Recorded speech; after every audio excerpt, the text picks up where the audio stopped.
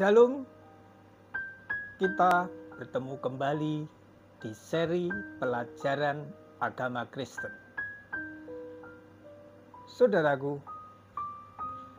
di sini ada beberapa pertanyaan yang akan saya jawab satu persatu.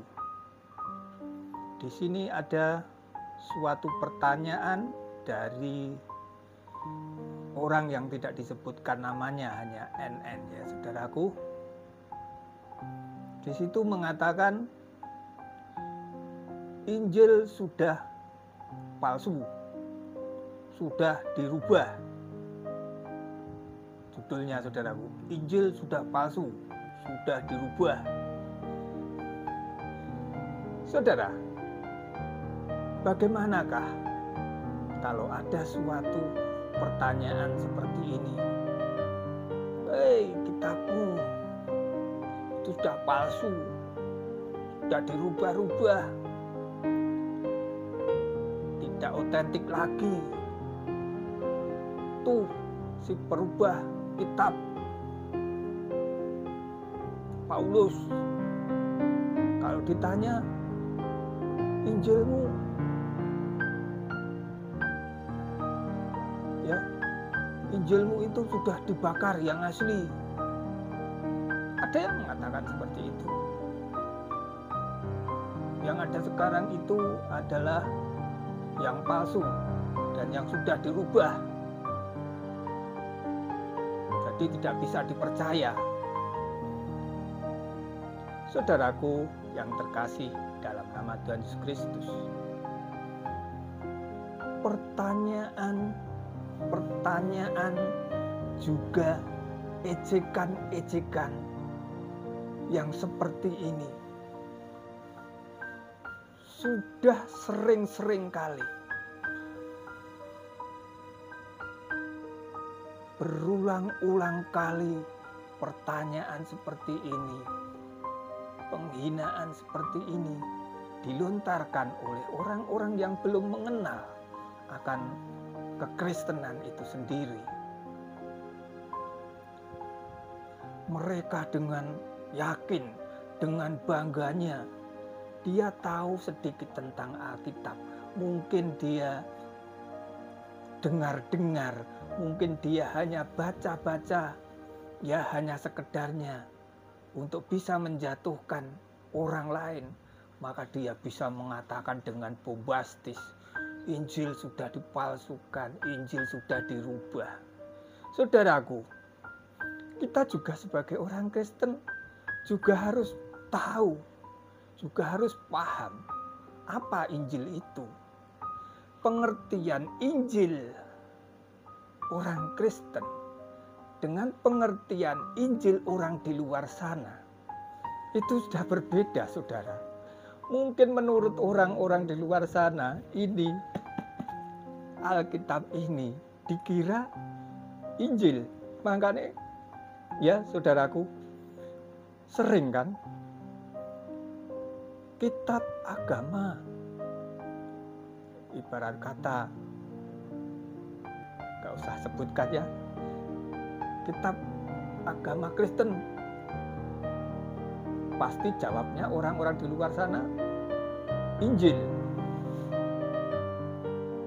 Iya enggak saudaraku? Kan seperti itu. Sebenarnya dia itu tidak tahu sebenarnya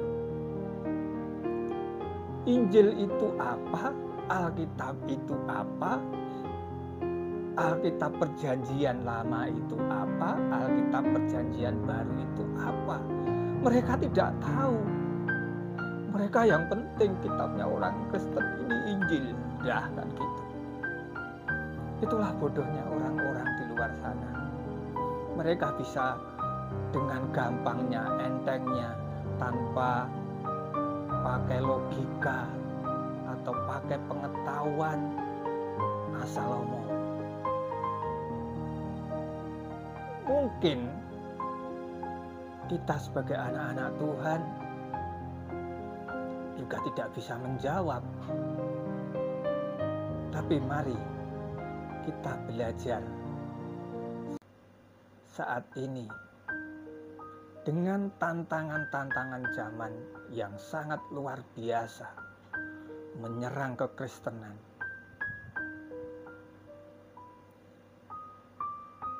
Bukan kita tidak mau ada serangan-serangan seperti itu, tapi dengan adanya suatu serangan-serangan seperti itu, dengan wacana-wacana yang di luar sana tidak jelas, berita-berita bohong dikeluarkan yang seolah-olah itu adalah suatu kebenaran. Apakah jawaban kita? Saudaraku, kita sebagai orang-orang Kristen, kita juga harus memahami apakah itu Injil, apakah itu Alkitab. Jadi kalau orang Kristen, masih banyak yang salah, saudaraku. Salah persepsi. Sering ya, dulu waktu pelajaran sekolah saja, kan ditanyai, kitab agama ini, titik-titik. Kitab agama ini, titik-titik, suruh dijawab. Nah, kitab orang Kristen namanya titik-titik, ada orang Kristen sendiri malah jawabannya apa? Injil. Begitu juga kadang-kadang di tes ya saudaraku, di lembaran pertanyaan dulu waktu testing ya saudaraku, itu kan ada kitab agama Kristen, itu isi ya saudaraku biasanya. A, multi choice. A, Weda. B, Tripitaka. C, Injil. D, Al-Quran. Nah, jawaban gimana kita mau menjawab? Itu semua salah, saudara. Itu salah. Kalau kita jawab Injil, ya sebenarnya salah. Walaupun itu Injil itu hanya sebagian dari Alkitab. Itulah pertanyaan-pertanyaan kadang-kadang menjebak kita. Seolah-olah kitab orang Kristen itu hanya Injil. Makanya dari itu, saudaraku, seperti pertanyaan ini ya, Injil sudah palsu, sudah dirubah. Nah, saudaraku, kita belajar untuk mengerti kebenarannya. Mari kita kupas perlahan-lahan. Saudaraku yang di luar sana, yang belum mengerti kebenaran kekristenan, saya tidak ingin menjatuhkan satu sama lain. Saya ingin menjawab dengan kebenaran kekristenan, menjawab kebenaran sesuai iman kepercayaan saya. Maka dari itu, saudaraku, saya akan menjawab dengan kebenaran, dengan jujur sejujur-jujurnya. Kekristenan tidak mengajarkan suatu kebohongan untuk membenarkan suatu imannya. Orang Kristen diajarkan oleh Tuhan Yesus. Kalau iya, katakan iya. Kalau tidak, katakan tidak. Artinya apa, saudaraku? Kalau di dalam kekristenan ada suatu kebohongan,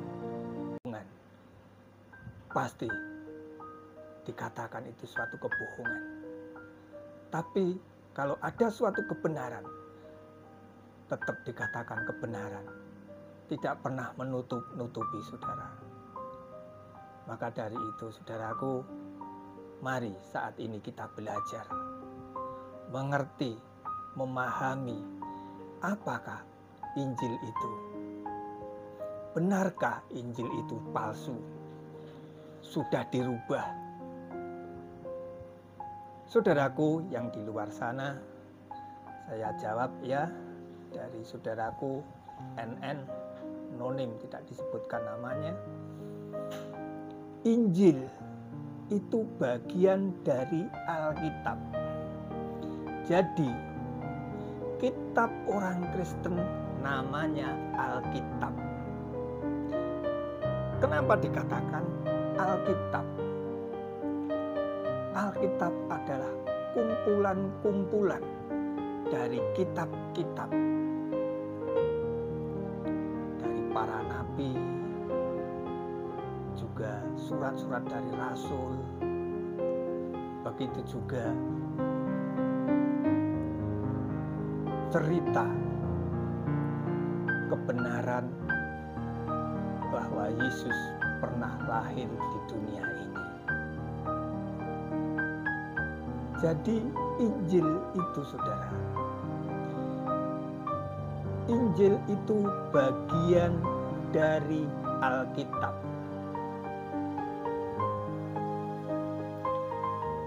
Saudara harus memahami Injil itu hanya ada 4, saudaraku. Matius, Markus, Lukas, dan Yohanes. Itulah Injil. Jadi seperti kisah Rasul, Roma, Korintus, Galatia, Efesus, itu bukan, saudaraku. Itu bukan Injil. Nanti akan saya terangkan satu persatu pelan-pelan ya, saudara. Sebelum kita memasuki lebih lanjut, Injil ada 4. Matius, Markus, Lukas, dan Yohanes. Kita harus tahu, kita harus memahami apa arti Injil itu sendiri. Injil itu ditulis dengan bahasa Yunani. Ya, Injil ditulis dengan bahasa Yunani, Evangelion. Ya, Evangelion yang artinya eu. Ya, dikatakan eu. Itu bagus. Angelion itu kabar. Jadi artinya kabar baik. Itu dari bahasa Yunani, Evangelion, artinya kabar baik. Kabar baik. Kalau bahasa Inggris,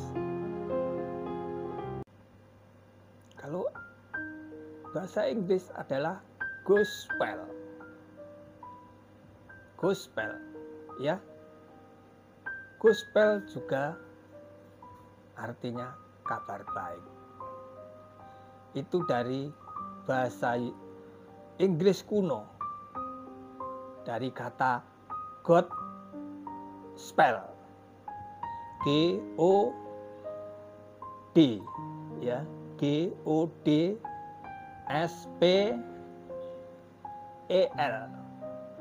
Gospel. Nah, dari perubahan bahasa Inggris ini mengalami perubahan jadi gospel. Gospel juga artinya adalah kabar baik juga.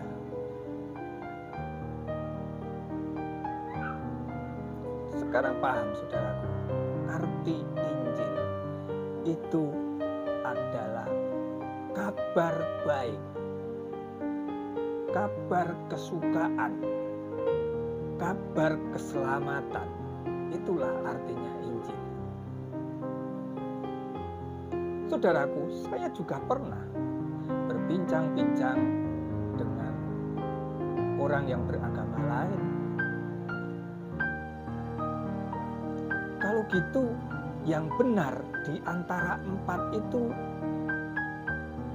yang mana? Mosok Injil kok ada 4? Nah, saudaraku,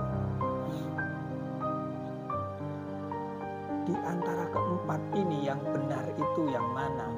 Matius atau Markus atau Lukas atau Yohanes? Bagaimanakah jawaban kita, saudaraku?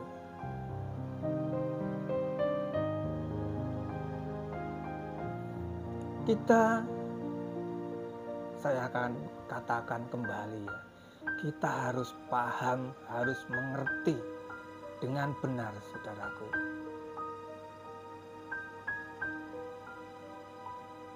Bahwa Injil itu jangan kita pikirkan dengan logika kita, dengan cara berpikir kita,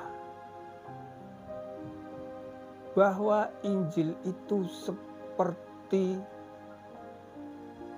kitab-kitab di agama yang lain.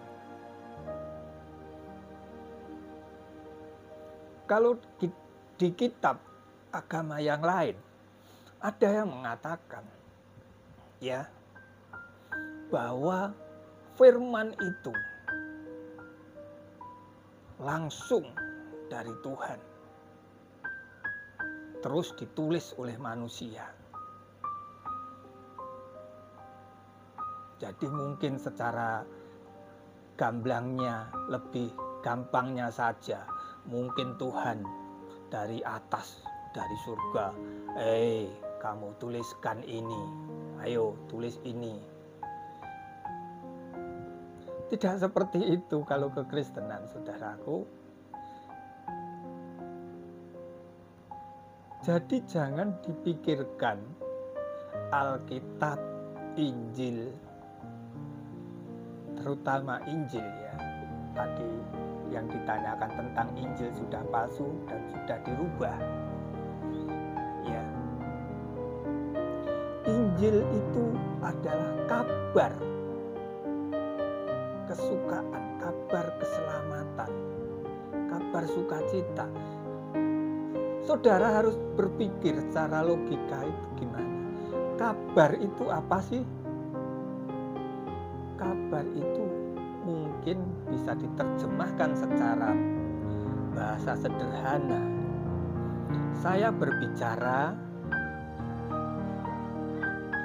karena saya melihat suatu peristiwa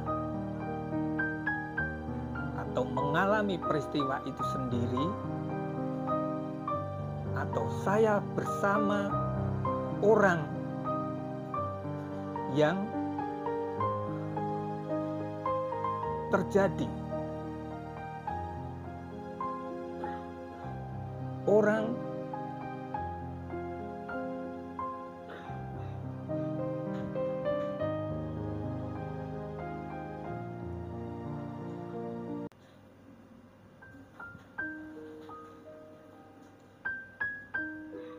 kita ada di kejadian itu, maka saya berbicara kepada orang lain.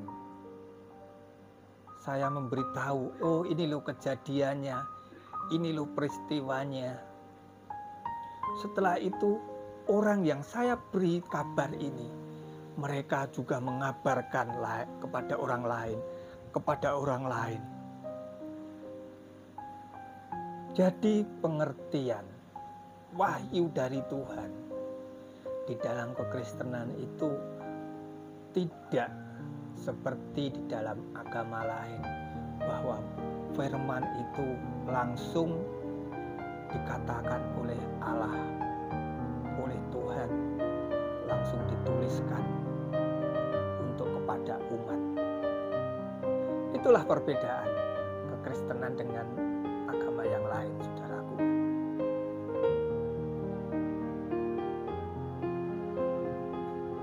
Ada suatu pertanyaan juga, kalau begitu Injil itu bukan firman Tuhan, firman Allah. Bagus juga itu pertanyaan, saudaraku. Kita sebagai orang Kristen harus bisa menjawab juga. Kita juga harus paham bahwa Yesus sendiri adalah firman Tuhan. Bahwa Yesus itu adalah Tuhan sendiri. Kalau saudara tidak percaya, baca Yohanes 1 ayat yang ke-1. Di situ dikatakan, pada mulanya adalah firman. Firman itu bersama-sama dengan Allah, dan firman itu adalah Allah. Sebab Yesus itu adalah sang firman sendiri. Sebab firman itu telah menjadi manusia. Manusia Yesus itu. Maka firman itu berdiam bersama-sama dengan kita. Itulah perbedaannya, saudara. Kalau di luar sana, firman itu dari atas ada suara, mungkin kalau saya tidak salah, saya tidak bisa menerjemahkan kepercayaan orang lain, saudaraku. Itu bukan otoritas saya. Tetapi kebenaran firman Tuhan di dalam iman percaya saya, itulah yang terjadi. Jadi Injil itu adalah menceritakan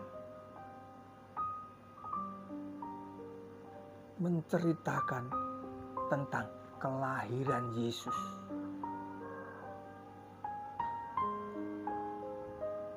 Kehidupan Yesus,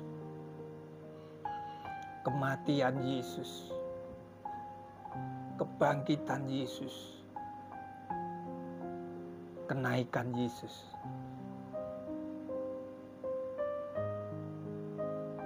Apa yang menjadi kabar keselamatan kalau gitu? Yaitu Yesus sendiri adalah sang firman, sang Allah sendiri.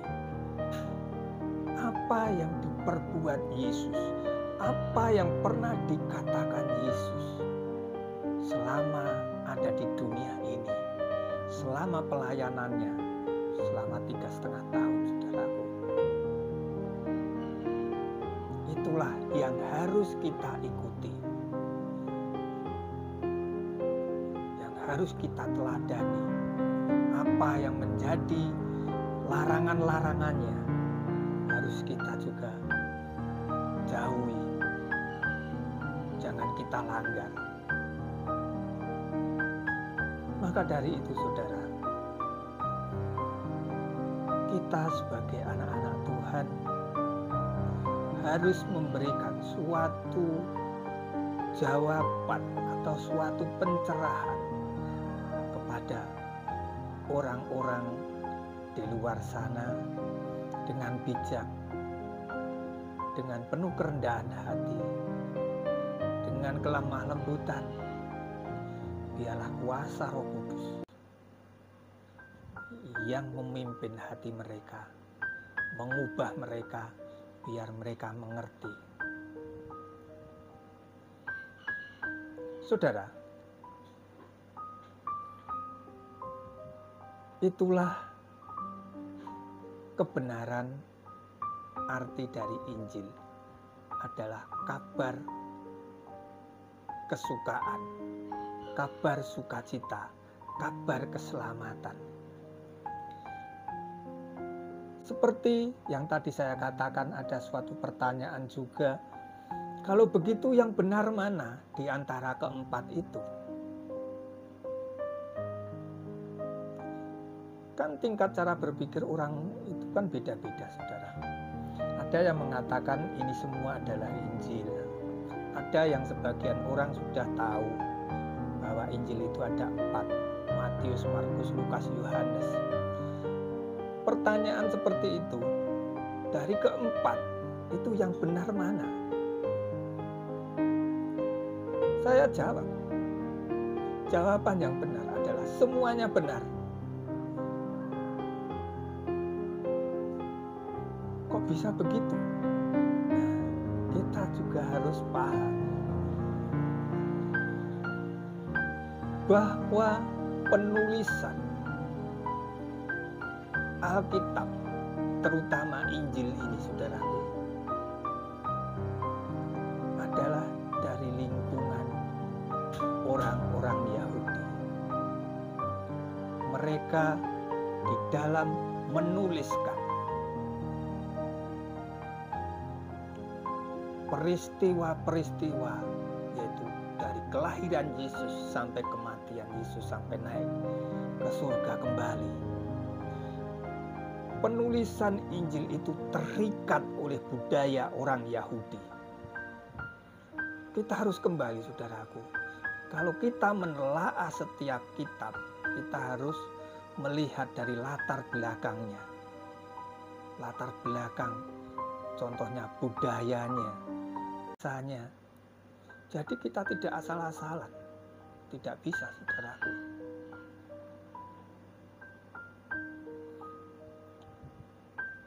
Sebab, saudara,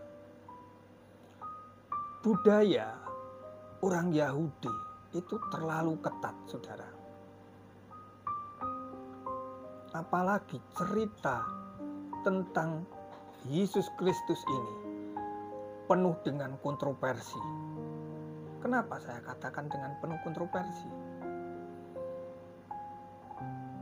Sebab di dalam pelayanannya saja, Yesus mengaku apa? Anak Allah.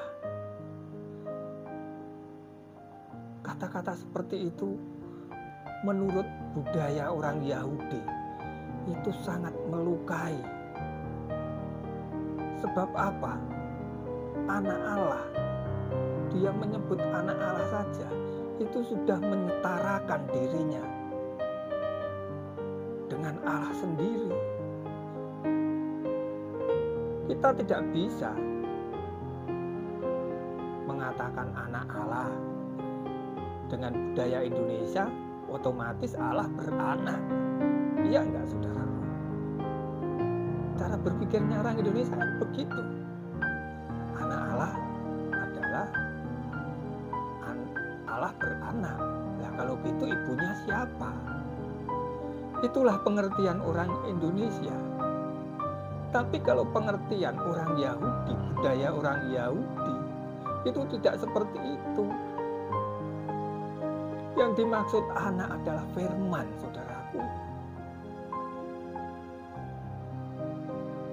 Jadi kita harus paham ya.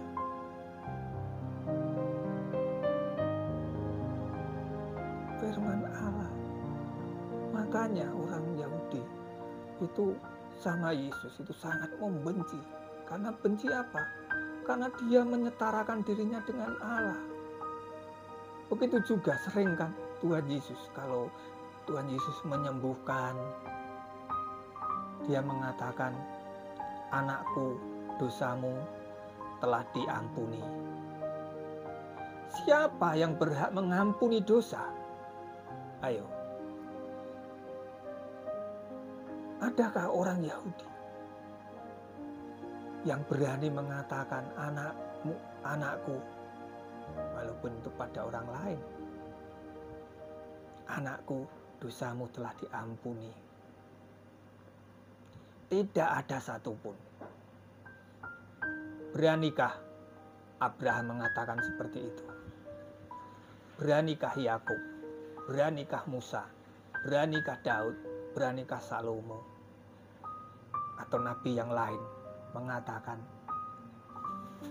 anakku, dosamu telah diampuni? Tidak ada, saudaraku. Hanya Yesus sendiri. Makanya orang Yahudi, budaya orang Yahudi mengatakan seperti itu sudah paham artinya. Yang berani mengampuni itu hanya Allah sendiri yang mampu mengampuni, yang bisa mengampuni dosa.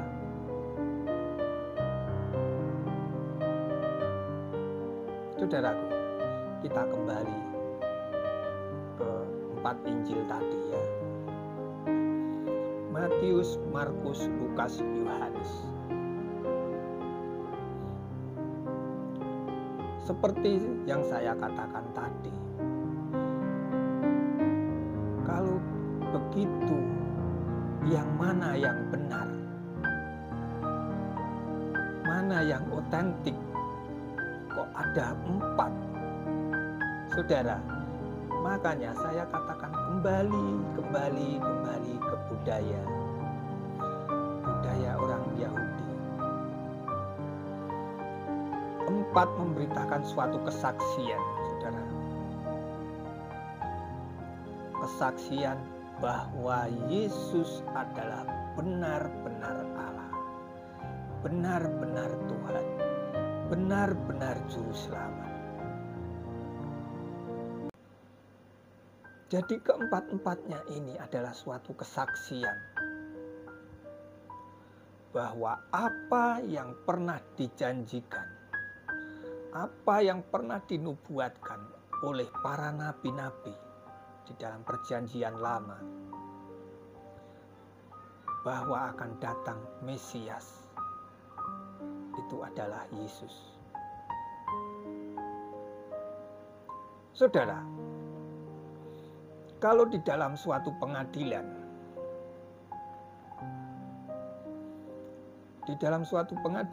kalau kita diadili dengan suatu kasus, pasti jaksa penuntut umum menghadirkan tidak mungkin satu saksi.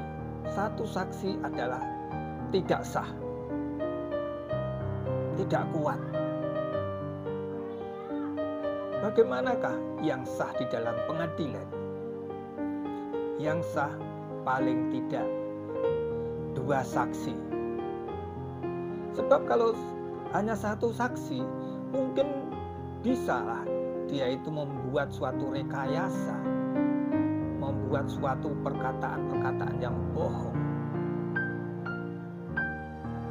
Makanya di dalam pengadilan, seorang jaksa menghadirkan paling tidak 2 saksi. Maka dari itu, Injil adalah kabar keselamatan, kabar sukacita, kabar gembira bahwa Allah telah menebus dosa manusia, yaitu lewat Yesus Kristus. Maka kesaksian ini 4, saudaraku. Matius memberitakan kelahiran sampai Tuhan Yesus naik ke surga. Begitu juga yang ketiga-tiganya ini. Jadi kalau ada suatu pertanyaan zaman dahulu, zaman setelah Yesus, banyak orang yang meragukan itu pasti kabar bohong. Apa? Dia itu kan hanya seorang anak tukang kayu. Mosok dia disebut Tuhan, dijadikan Tuhan, jadikan Allah. Jadi pertanyaan seperti itu bukan hanya sekarang-sekarang saja. Jadi sejak Yesus saja, sejak Yesus lahir sampai sekarang, pertanyaan seperti itu yang meragukan itu banyak sekali. Makanya ada 4 saksi.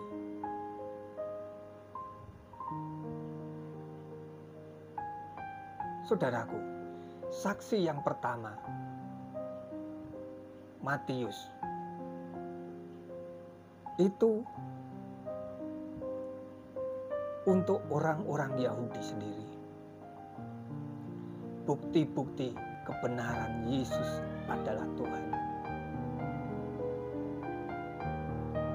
Di situ dikatakan di dalam Matius 1 ya, ayat 1 sampai seterusnya, itu dikatakan tentang silsilah Yesus Kristus.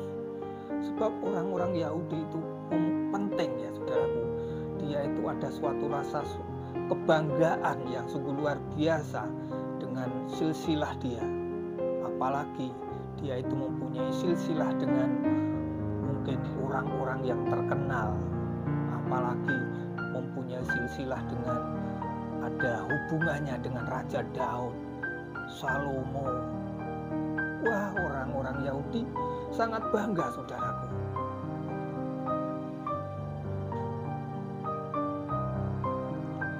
Maka dari itu, kalau ada orang Yahudi meragukan bahwa Yesus adalah Tuhan, sudah dijawab oleh Matius.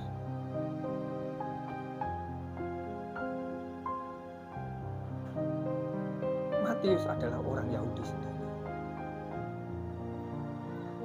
Sekarang yang kedua adalah Markus. Markus memang bukan murid langsung dari Tuhan Yesus.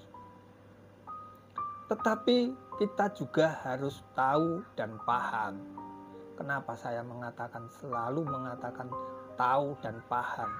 Biar kita semuanya mengerti, saudaraku. Markus hanya seorang redaktur atau seorang penulis. Apa yang dikatakan oleh Petrus, sebab Markus adalah murid dari Petrus. Ya, saudaraku, jadi apa yang pernah dilihat, didengar, dirasakan oleh Petrus selama bersama-sama dengan Tuhan Yesus,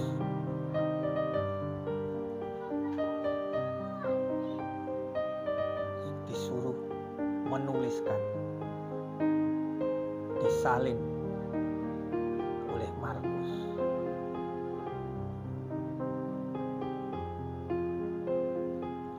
Begitu juga, saudaraku, Lukas.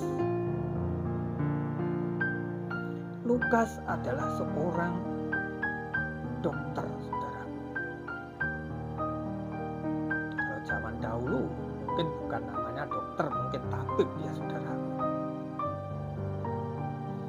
Dia memang juga bukan murid langsung dari Yesus.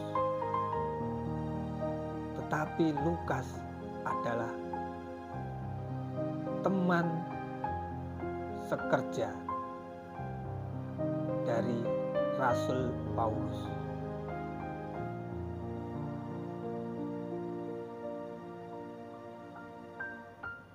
Saudaraku, jadi tiga orang ini, Matius, Markus, Lukas, semuanya memberitakan tentang Yesus Kristus. Begitu juga Yohanes. Yohanes adalah murid Tuhan Yesus yang paling muda sendiri. Dia murid Yesus juga. Jadi ada dua murid Yesus langsung, dan yang dua juga, yang satu adalah murid dari Petrus, yang satu teman sekerja Paulus.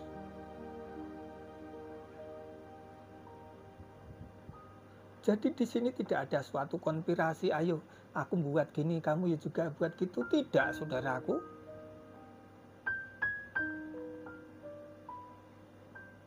Jadi kalau ada suatu pertanyaan atau meragukan, terutama dari orang Yahudi, maka dijawab dengan kitab Injil Matius, sebab Matius ditujukan untuk orang Yahudi. Begitu juga setelah pengabaran Injil sampai kemana-mana. Kalau ada orang yang meragukan kebenaran peristiwa Yesus di wilayah Yunani, orang-orang yang berbahasa Yunani langsung dijawab dengan kitab Injil Markus.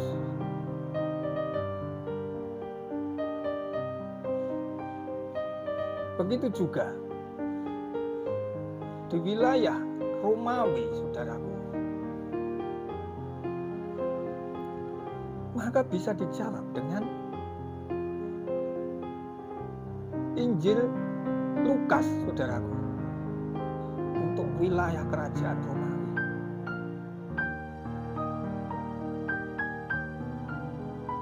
Begitu juga untuk Injil Yohanes.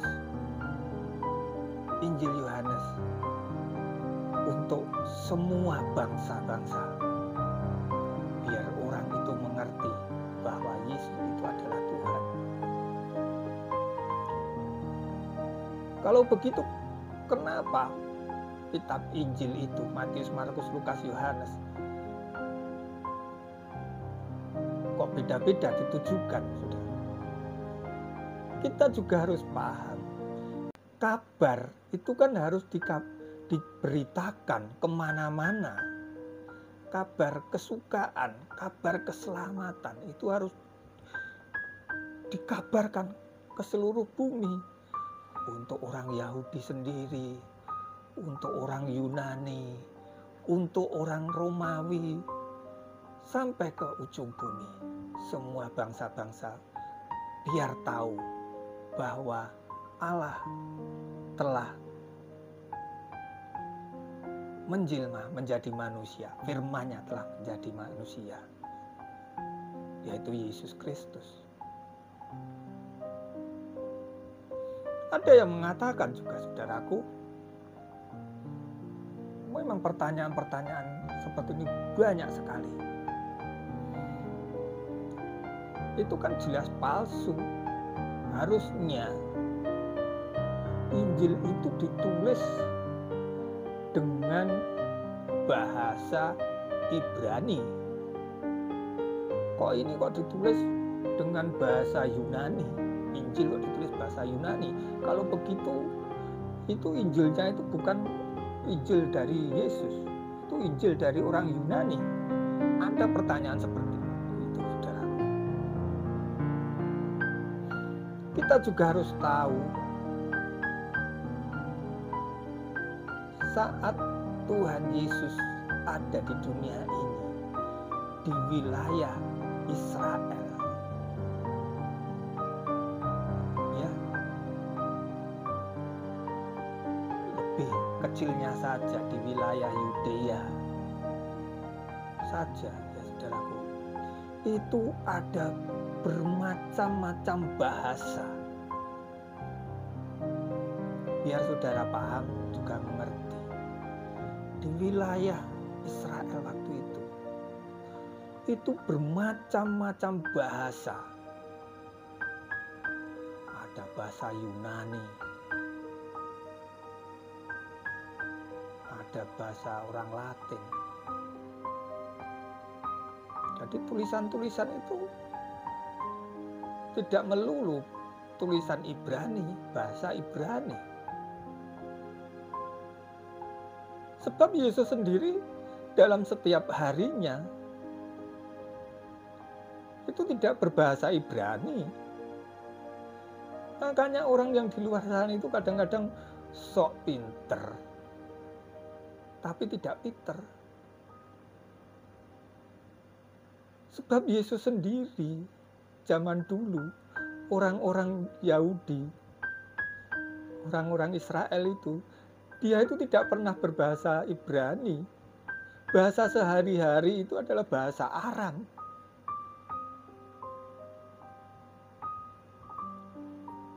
Bahasa orang Syria, saudaraku.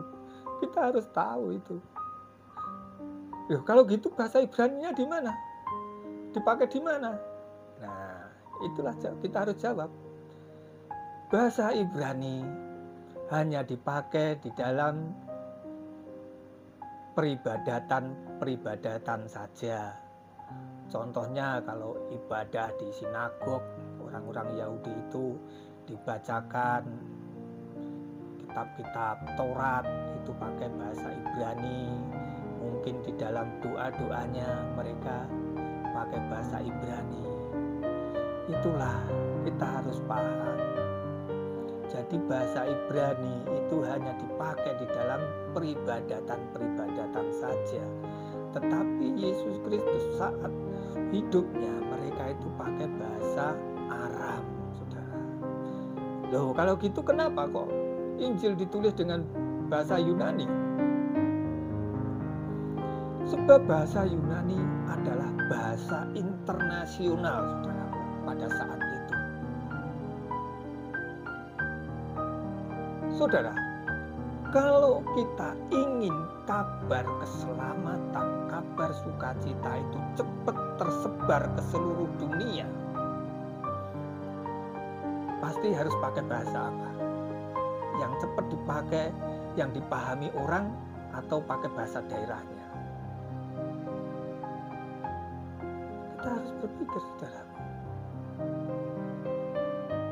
Contohnya saja yang terkecil. Kalau saya memberikan suatu renungan,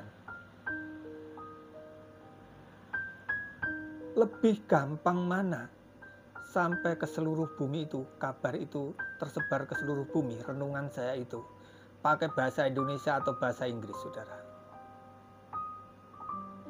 Pasti bahasa Inggris. Sebab apa? Bahasa Inggris adalah bahasa internasional. Jadi mungkin orang-orang yang pandai, tahu kabar ini lebih gampang. Tapi kalau bahasa Indonesia, mungkin kita harus mempelajari dulu abjadnya, ABC-nya. Lama, saudaraku. Begitu juga di zaman Yesus. Kenapa Injil itu ditulis dengan bahasa Yunani? Itulah karena Injil, ya, bahasa Yunani adalah bahasa internasional. Sebab seperti amanat agung Tuhan Yesus, itu juga sering saya katakan, jadikanlah semua muridku dari Yerusalem, Yudea, Samaria sampai ke ujung bumi.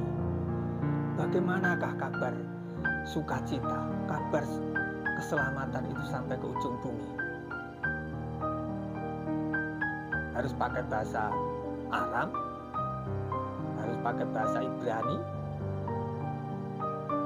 Saudaraku, di seluruh dunia orang yang tahu bahasa Ibrani itu berapa?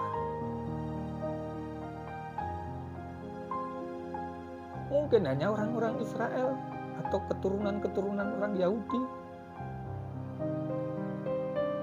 atau para teolog-teolog yang belajar tentang bahasa Ibrani. Tapi saat itu, saudara, bahasa Yunani adalah bahasa internasional. Biar kabar itu cepat menyebar ke seluruh dunia, harus dengan pakai bahasa internasional. Itulah jawabannya, saudaraku. Kenapa Injil tidak ditulis dengan bahasa Ibrani, tapi bahasa Yunani? Tetapi zaman sekarang juga ada. Sudah banyak Injil diterjemahkan pakai bahasa Ibrani. Sampai sekarang juga sampai bahasa Indonesia kan.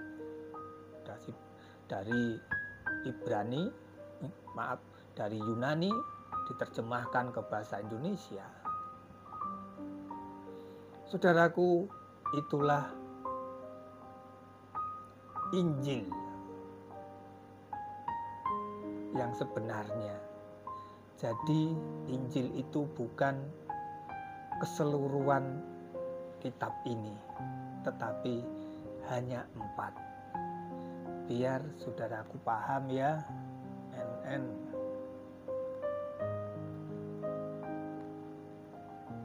Bahwa Injil itu hanya 4. Matius, Markus, Lukas, Yohanes.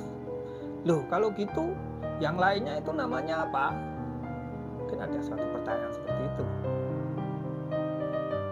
Saudaraku, kitab orang Kristen dibagi menjadi 2, yaitu Perjanjian Lama dan Perjanjian Baru.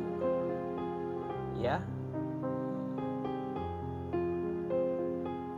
Perjanjian Baru itu ada 27. Ada 27 kitab ya saudaraku. Yang 4 tadi, Injil, Matius, Markus, Lukas, Yohanes, itu adalah Injil. Nah, kalau gitu yang lainnya sekarang seperti Kisah Para Rasul, itu adalah menceritakan awal perkembangan gereja mula-mula. Ya. Jadi awal mula disebut Kristen itu apa? Itu di mana? Sebab ada yang menggelitik dalam hati saya ya. Baru-baru ini juga ada yang masuk mengatakan Kristen itu adalah agamanya Paulus. Wah, sampai pinter ini, saudaraku. Orang terlalu pinter ya seperti ini. Itu kan di Antioquia pada waktu pengabaran Paulus. Iya memang saudaraku, kekristenan disebut orang Kristen itu memang di Antioquia.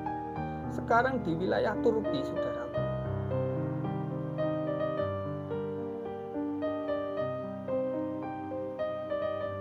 Ya.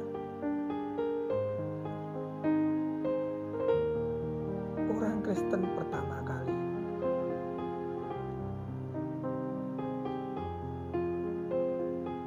disebut Kristen pertama kali ada di Antioquia. Memang benar.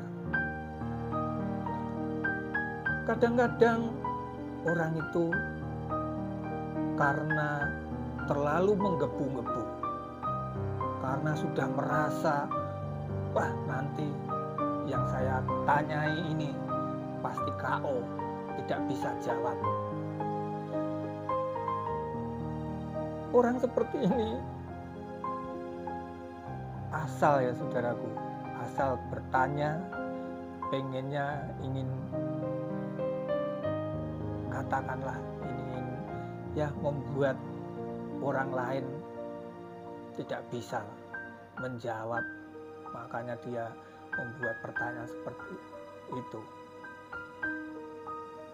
Kekristenan, agama Kristen adalah agama Paulus.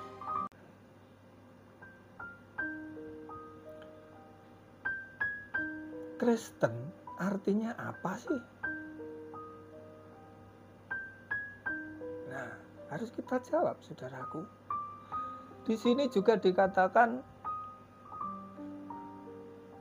agama Yesus. Yesus membawa agama yaitu Nasoro atau Nasrani.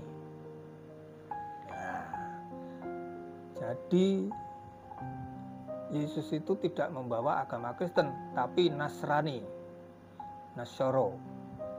Wah, pintar saudara. Luar biasa. Kita harus tahu,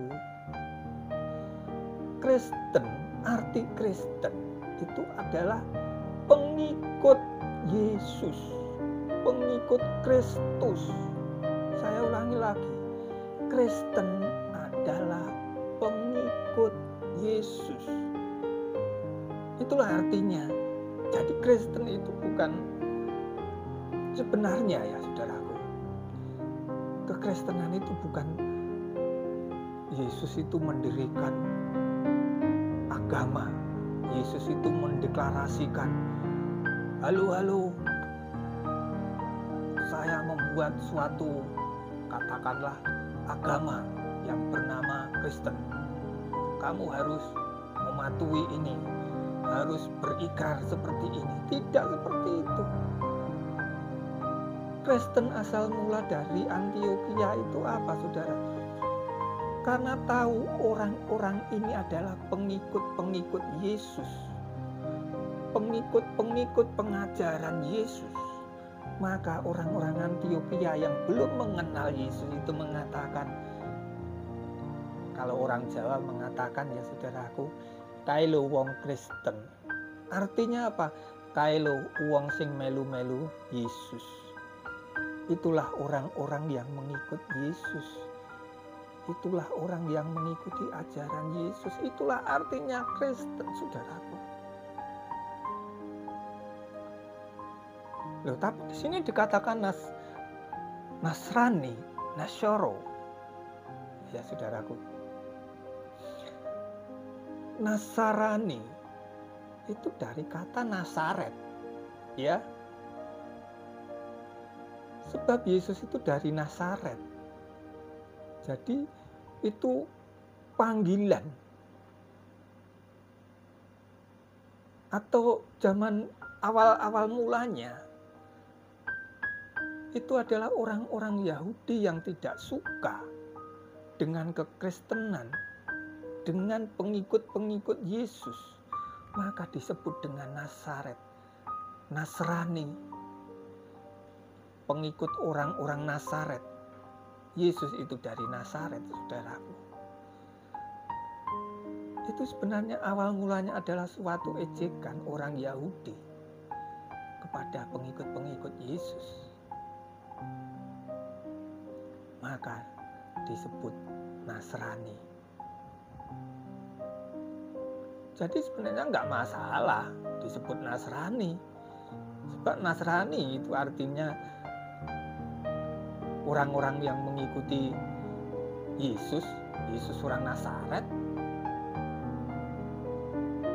Jadi kita itu enjoy saja, saudaraku. Jadi kita nggak usah bingung atau wah jawabnya apa ini, jawabnya apa, nggak usah.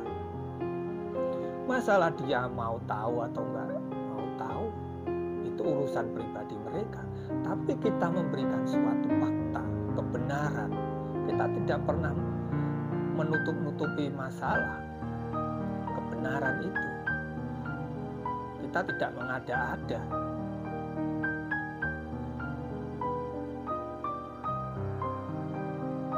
Ya, saudaraku, di mana kembali kita Injil sudah palsu dan sudah dirubah. Tadi saya katakan kitab perjanjian baru itu ada 27. 4 yaitu kitab Injil, kabar kesukaan, kabar keselamatan, yaitu kabar tentang Yesus. Kelahiran Yesus sampai Yesus diangkat ke surga.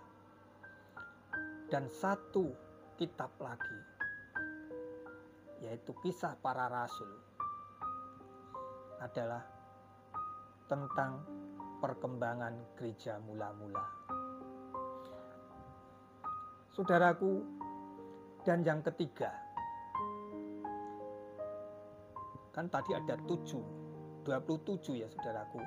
4 itu kitab Injil, yang 1 lagi kitab Kisah Para Rasul. Jadi sudah 5. Jadi masih 22. 21 kitab lagi, saudaraku. Yang 21 kitab ini ya. Yang 21 lagi itu adalah surat-surat kiriman dari para pemimpin-pemimpin gereja mula-mula. Tapi terutama siapa pemimpin gereja mula-mula? Yaitu saya. Contohnya 1 Petrus, 2 Paulus, 3 Yakobus. Saudara, itulah para pemimpin-pemimpin gereja mula-mula. Surat-surat itu ditujukan, contohnya Paulus, ditujukan surat ini ke jemaat Korintus, Galatia, Efesus, contoh-contoh seperti itu, saudara. Jadi kita harus paham 4 kitab Injil, 1 kitab awal mula gereja mula-mula, yang 21 adalah surat-surat para pemimpin-pemimpin gereja mula-mula, dan yang 1 yang ke-27 yaitu surat Wahyu, di mana Yohanes di Pulau Patmos menerima yaitu wahyu dari Tuhan, yaitu tentang akhir zaman, memberitahu tentang akhir zaman itu akan terjadi apa-apa-apa. Jadi perjanjian baru itu, Alkitab perjanjian baru itu ada 27. Jadi tidak semuanya Injil. Itulah kebodohan orang-orang. Nggak paham tapi sok paham. Injil hanya 4. Matius, Markus, Lukas, Yohanes.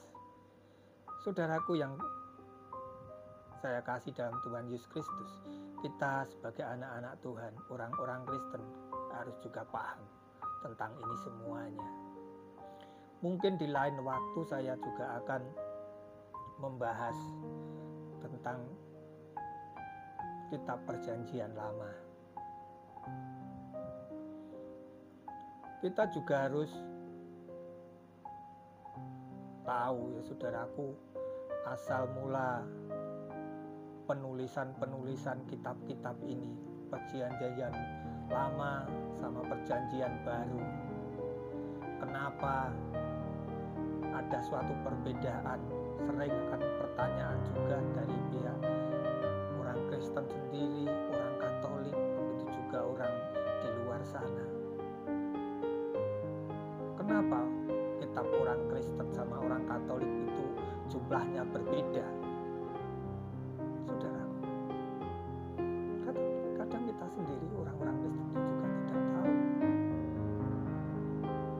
Tapi akan saya bahas di lain waktu. Semuanya tidak ada yang salah, saudara. Saya katakan seperti itu. Jadi kita tidak bisa orang Kristen menyalahkan orang Katolik menyalahkan orang Kristen. Nggak bisa. Semua sama lah. Ya karena apa, saudaraku? Yang namanya saja ya, aliran saja. Suatu aliran kepercayaan saja ya, yang satu dengan yang lain, walaupun satu ibaratnya satu iman, itu tata caranya sudah beda-beda, iya enggak? Jadi kita enggak usahlah kita satu tubuh dalam Kristus saling menyerang, saling mengkafirkan, menyesatkan, itu enggak seperti itu. Ajaran Yesus tidak pernah seperti itu. Saudaraku,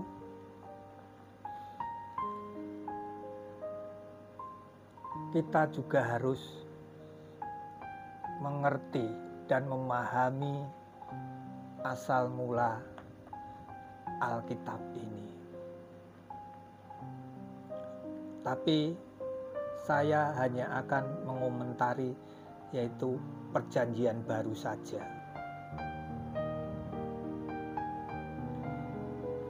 Jadi kitab perjanjian baru itu tidak seperti yang dikatakan orang-orang di luar sana bahwa Injil semuanya. Seperti saya katakan tadi, ada 27 kitab ya saudara. Bagaimanakah asal mulanya menjadi satu kesatuan kitab ini?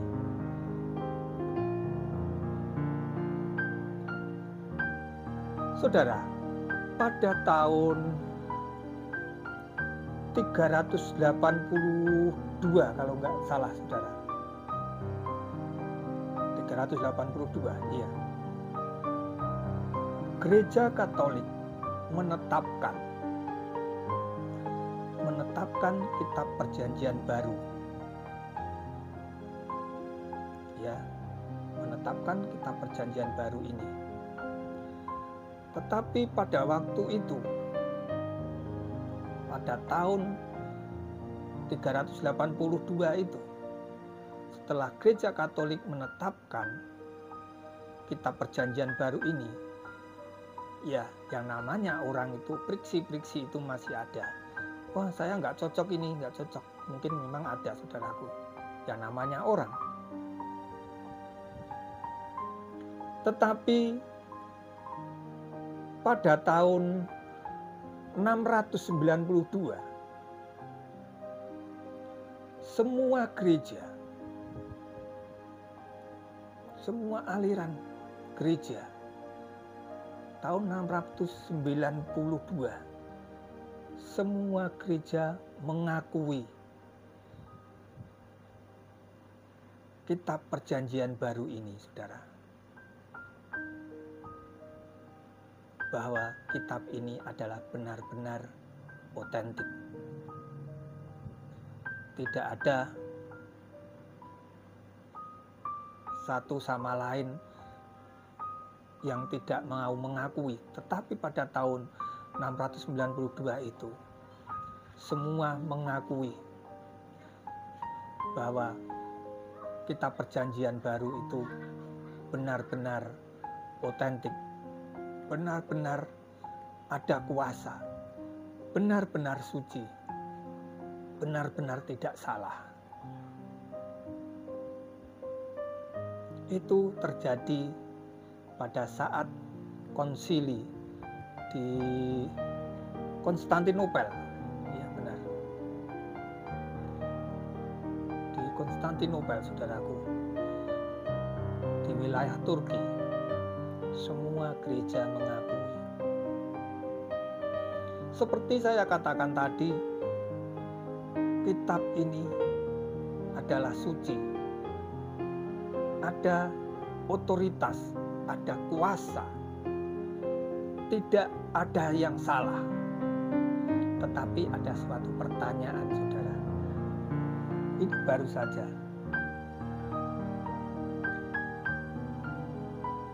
Pernahkah Injil dirubah isinya? Pernahkah Injil dirubah isinya? Saudaraku, mungkin maksudnya Alkitab ini, terutama Perjanjian Baru, saudaraku. Mungkin begitu ya. Pernahkah Injil dirubah isinya? Saya katakan, Injil tidak pernah dirubah. Ya, saudaraku, Injil tidak pernah dirubah. Tapi, pernah direvisi. Apa maksudnya? Nah, kalau itu ya sama sajalah. Itu juga dirubah. Nah, saudaraku, kita harus tahu.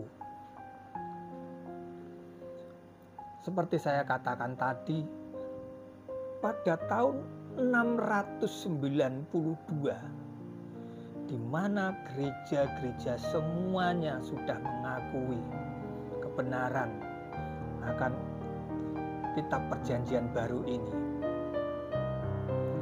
Pada waktu itu masih ditulis dengan apa, saudara?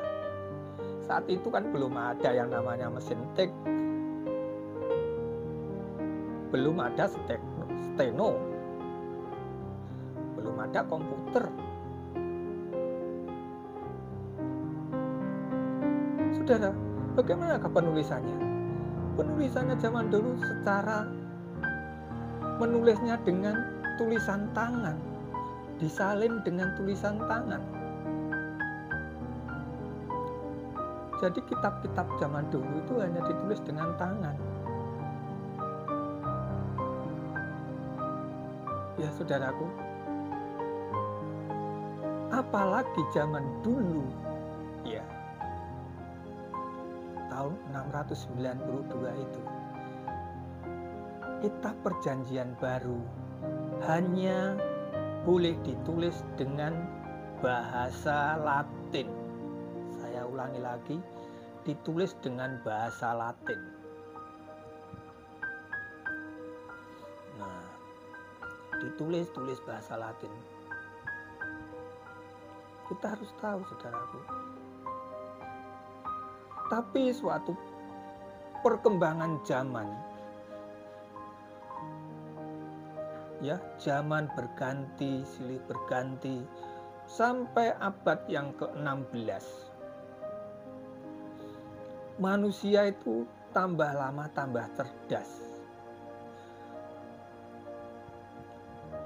Manusia pengen menyelidiki kebenaran firman Tuhan.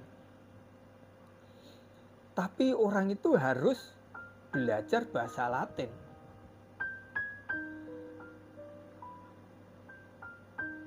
Maka kan sulit, saudara.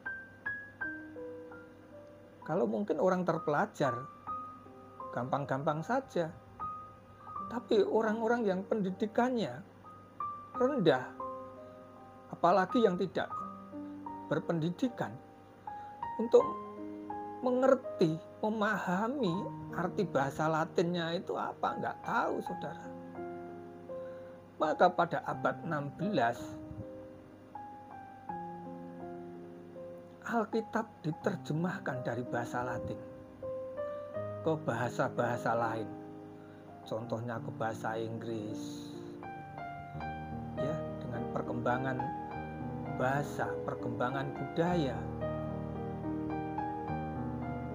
Nah, ternyata bahasa Inggris mungkin dengan bahasa Spanyol, mungkin dengan bahasa Belanda.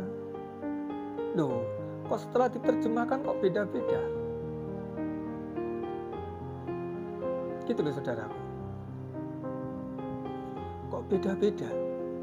Bedanya itu gini, bedanya karena tulisan tangan, ya. Kalau kita menulis, kalau menulis buku sebesar segini, ya saudaraku, kita menulis mungkin ada salah, saudara.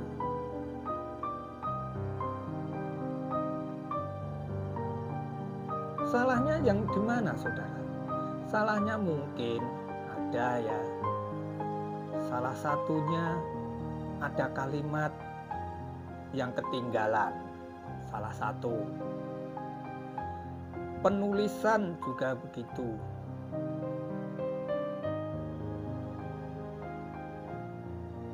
Mungkin yang. Tulisannya harusnya yang. Nah, karena orang-orang zaman dulu tulisannya ada yang Y, sebenarnya menulis Y, tapi hurufnya seperti huruf J, makanya jadi jang. Nah, maka para penterjemah ini bingung kan, mana yang benar? Nah, saudaraku, itu salah satu.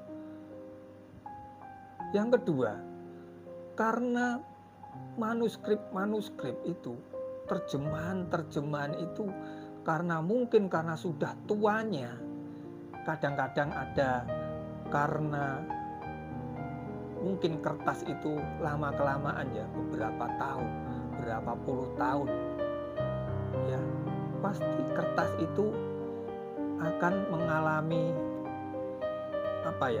warnanya saja akan pudar. Kadang-kadang kertas yang putih itu akan jadi kekuning-kuningan. Nah, salah satu itu. Maka tulisan itu kadang-kadang tidak jelas. Nah, saudaraku, salah satunya itu kendala-kendalanya. Maka kita juga harus tahu, loh kalau gitu kitab orang Kristen itu karena sudah ada yang salah penulisan, kalau gitu asal-asalan. Enggak juga.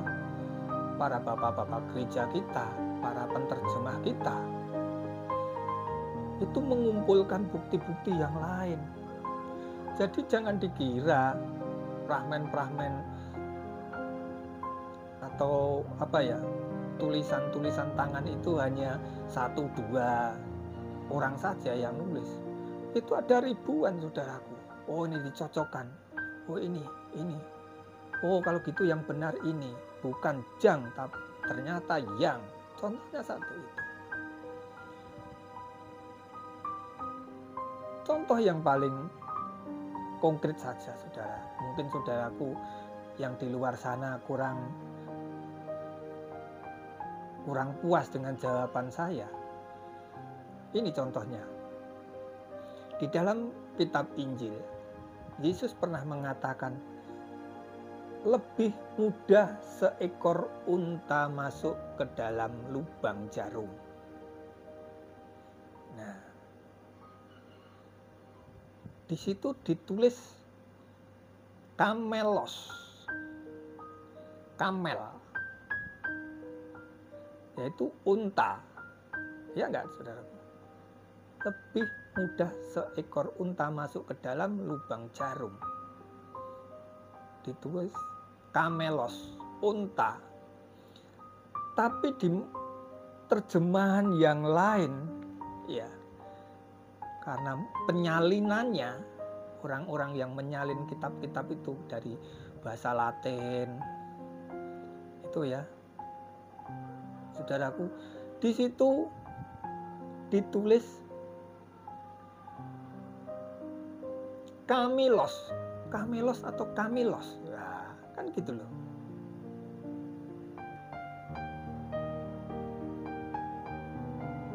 Ada suatu perbedaan seperti itu.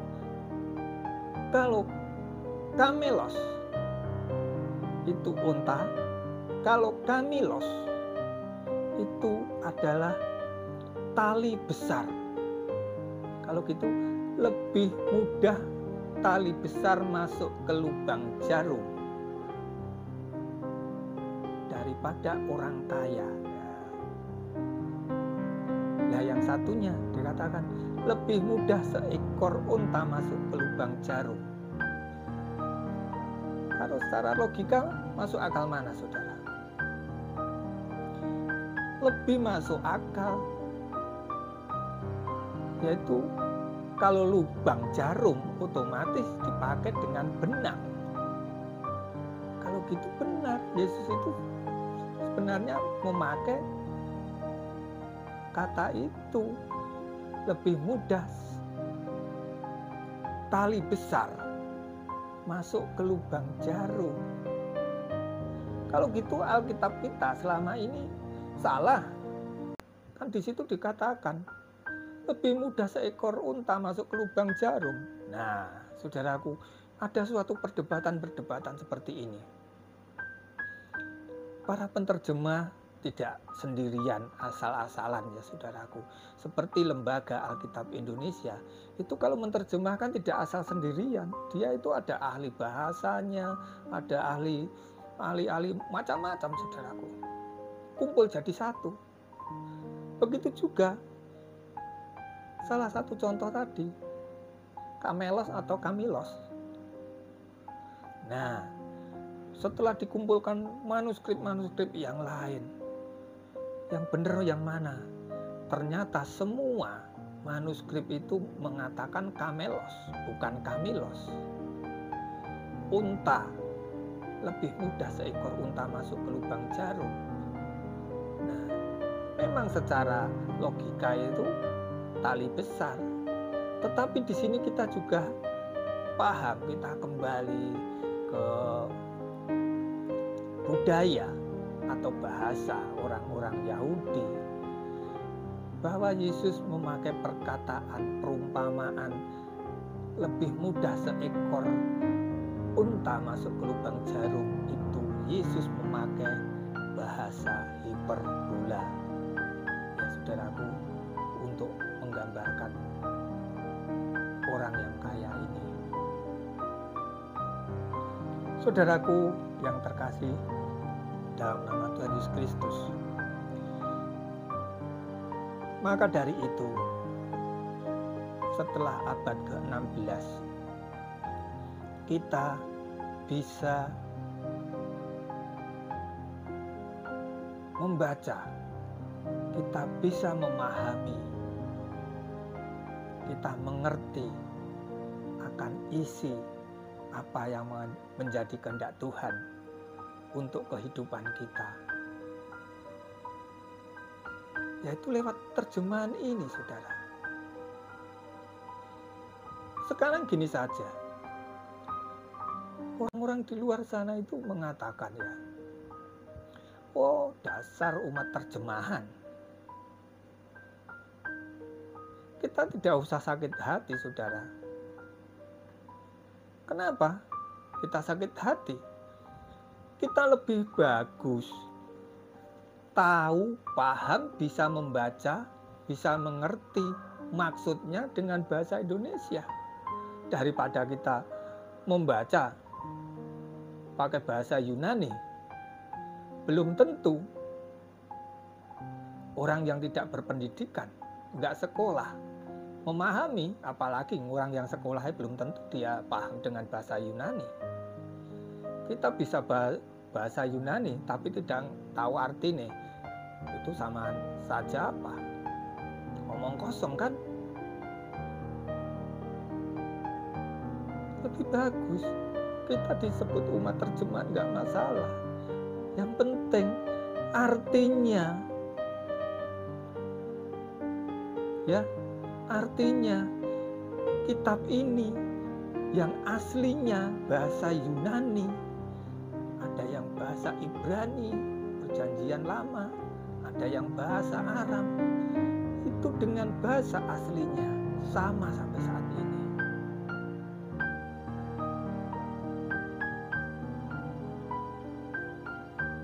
Jadi saudaraku, seperti tadi pertanyaan, pernahkah Injil dirubah isinya? Ya, saya katakan tidak pernah. Isinya, maksudnya ini tidak pernah dirubah atau diganti. Tetapi direvisi. Contohnya seperti itu tadi. Ada tulisan yang keliru. Nah, kita kumpulkan dengan yang lain-lain, disamakan. Oh, ternyata seperti ini yang benar. Jadi tidak asal ya nggak apa-apalah bilang satu, mungkin hanya yang atau dan, nggak apa-apa dihilang ke, nggak bisa, saudaraku. Jadi seorang penterjemah itu tidak asal-asalan, bukan kita seperti mentranslate, ya, kita asal nulis lah, ibaratnya dari Google bahasa Indonesia ke bahasa Inggris, mungkin tata bahasanya kadang-kadang masih kacau, saudara. Tetapi seorang penterjemah tidak seperti itu.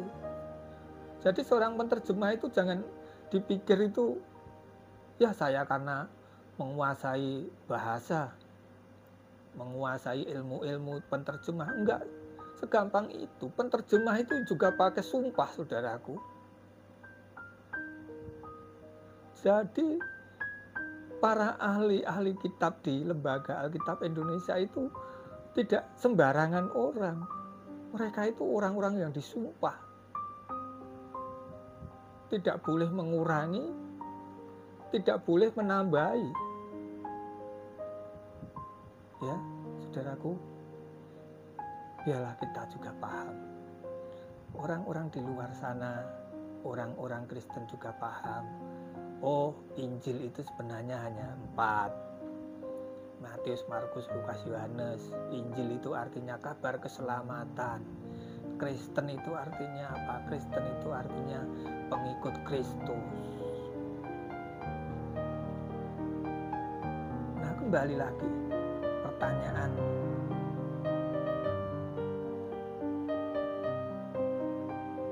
agama Kristen adalah agama Paulus. Paulus tidak pernah mendirikan agama Kristen. Begitu juga Yesus tidak pernah mendirikan agama Kristen. Kadang di luar sana mengatakan,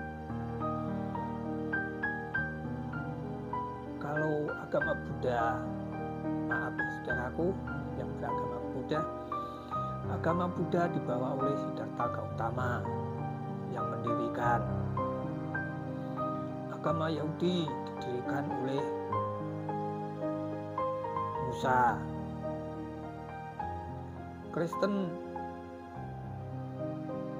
Agama Kristen didirikan oleh Yesus. Yesus itu tidak pernah mendirikan agama.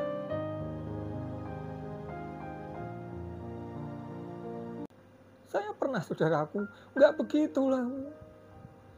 Loh, saya ngomong gitu. Orang itu mengatakan enggak, yang benar itu Yesus itu yang membawa agama Kristen. Nah, saya kan ngomong, yang beragama Kristen itu siapa? Yang beragama Kristen ini saya kok. Malah kamu yang harus membenar-benarkan gini, harus begini-begini. Enggak lah. Contoh saja, lebih tahu mana keluargamu sama dengan keluarga orang lain tentang keluargamu. Kita ibarat kata cekcok dengan keluarga kita. Nah, ada tetangga jauh mengatakan, oh permasalahannya seperti ini, makanya dia gini. Loh, dia kan tidak tahu permasalahannya. Begitu juga tentang iman kekristenan. Mereka kan orang lain. Kok merasa lebih tahu dengan kita? Kadang-kadang seperti itu. Tapi nggak apa-apalah. Yang namanya orang itu banyak, saudara. Tetapi kita harus tetap berpegang teguh dengan firman Tuhan bahwa kebenaran adalah kebenaran.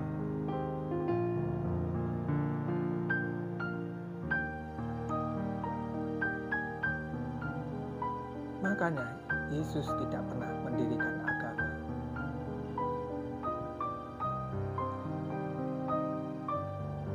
Saudara, di sini dikatakan kalau gitu Yesus kalau tidak mendirikan agama Kristen, agamanya apa? Wah, luar biasa, saudara.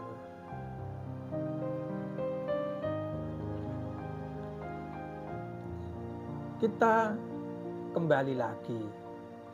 Yesus itu hidup di mana?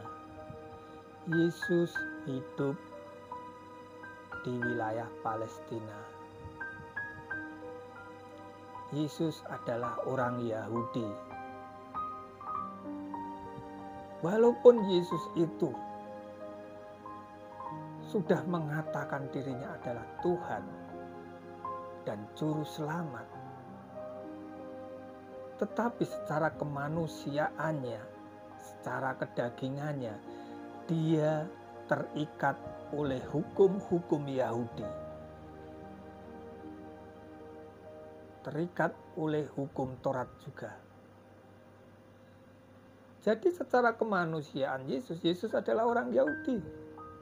Orang Yahudi, cara beribadahnya ya juga cara beribadah orang Yahudi. Sebab begini ya saudara, cara berpikir kita itu kadang-kadang kita itu terlalu digiring, cara berpikir kita itu mengikuti arus orang banyak. Agama Yahudi didirikan oleh Musa. Apakah benar? Apakah Musa itu mendirikan agama Yahudi? Tidak, saudaraku. Di mana di Alkitab dikatakan?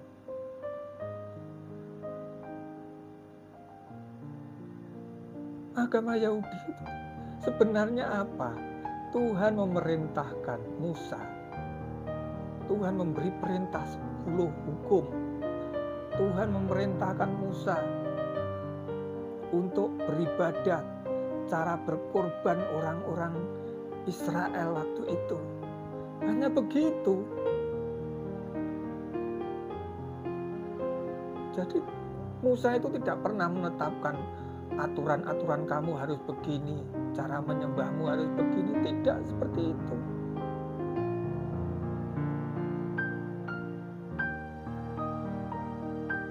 Jadi Musa tidak pernah mendirikan agama juga. Dia hanya mengikuti apa yang dikatakan oleh Tuhan.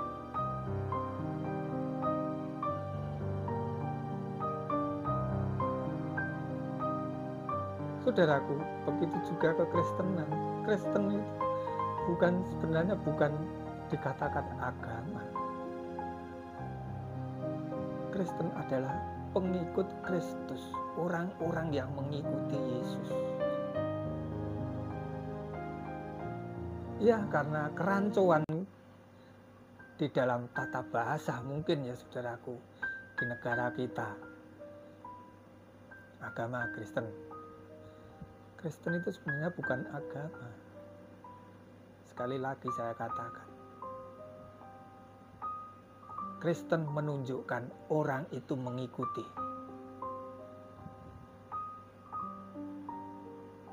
apa yang dikatakan Yesus, apa yang menjadi keteladanan Yesus. Itulah Kristen. Jadi kita orang-orang Kristen harus paham, saudaraku. Jadi Yesus bukan beragama Yahudi, tapi Yesus terikat oleh hukum Yahudi karena dia lahir jadi orang Yahudi. Yahudi bukan suatu agama yang dibawa Musa, tetapi Musa mengikuti perintah Tuhan, apa yang menjadi aturan-aturan Tuhan untuk dilaksanakan kepada bangsa Israel. Ya, saudaraku, biarlah seri pelajaran agama Kristen ini kita paham, kita tahu bahwa apa yang dikatakan di luar sana itu semuanya tidak benar. Sebab mereka orang lain, sebab mereka tidak tahu. Mungkin dia hanya mencomot sini sana, merasa sudah pandai. Tetapi kita sebagai anak-anak Tuhan, kita harus meneladani Yesus Kristus. Kita harus memberikan jawaban dengan penuh kasih, dengan penuh lemah lembut, seperti keteladanan Yesus Kristus yang diberikan kepada kita. Kiranya ya, seri pelajaran agama Kristen ini bisa berlanjut terus untuk menjawab orang-orang yang di luar sana yang belum mengetahui, yang belum paham akan kekristenan. Saya tidak menyalahkan yang namanya orang belum tahu. Tanya boleh, tetapi jangan sok tahu, kan gitu loh. Apakah orang Kristen tidak suka kalau ditanyai? Suka, saya malah. Masalah saudara mau menerima apa yang menjadi jawaban saya atau tidak, itu terserah pribadi saudara. Yang penting saya memberikan suatu jawaban dengan sejujur-jujurnya, bukan asal ngomong, dengan fakta, dengan bukti. Entah itu dengan pakai bahasanya, pakai budayanya, ya, begitu juga dengan teologi-teologi di dalam kekristenan.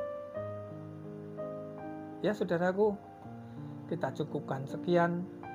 Kiranya seri pelajaran agama Kristen ini membuat saudara paham dan mengerti akan kekristenan itu sendiri. Terima kasih. Tuhan Yesus memberkati. Amin.